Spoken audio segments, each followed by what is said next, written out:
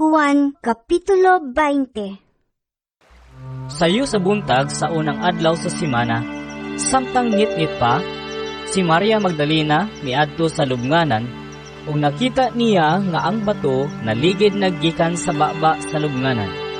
Midagan siya ug miadto kang Simon Pedro, ug sa tinun-an nga gimahal ni Jesus, ug giingan niya sila. Ikuha nila sa lubnganan ang Ginoo ug wala kami mahibalo kung hain nila ibutang siya.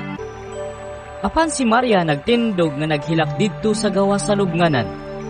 Unya miyuko siya aron paglili sa lubnganan, ug nakita niya didto ang duha ka anghel nga nagbistig puti ug naglingkod sa dapit nga nahimutangan sa lawas ni Jesus.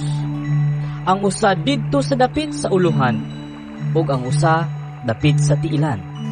Babay, nganong naghilak ka man? Sila nangutana kaniya. Si Maria mitubag. Hilamang ko nagikuha ka akong Ginoo. Ug wala akong mahibalo kung hain nila ibutang siya. Sa pagkahuman niyag sulti niini, milingi siya ug iyang nakita si Jesus nga nagbarog didto, apan wala siya makaila nga si Jesus di ay kadto. Babay, nganong naghilak ka man? Nangutana si Jesus kaniya.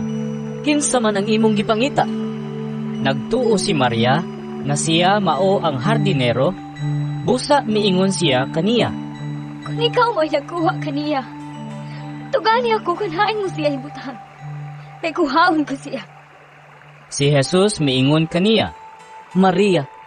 ug si Maria miatubang kang Jesus, ug miingon sa Hebreo, Rabboni! nga sa ato pa magtutudlo. Unya giingnan siya ni Jesus. Ayaw ako gikapa, kay wala pa ako makabalik sa amahan. Adto ay noon ang akong kaigsuunan, ug suginli sila, nga moadto ako sa akong amahan, ug inyong amahan, sa akong Dios, ug inyong Dios. Busa, gisuginlan ni Maria Magdalena ang mga tinun-an nga nakakita siya sa Ginoo, ug gisaysay niya kanila ang gisulti ni Jesus kaniya.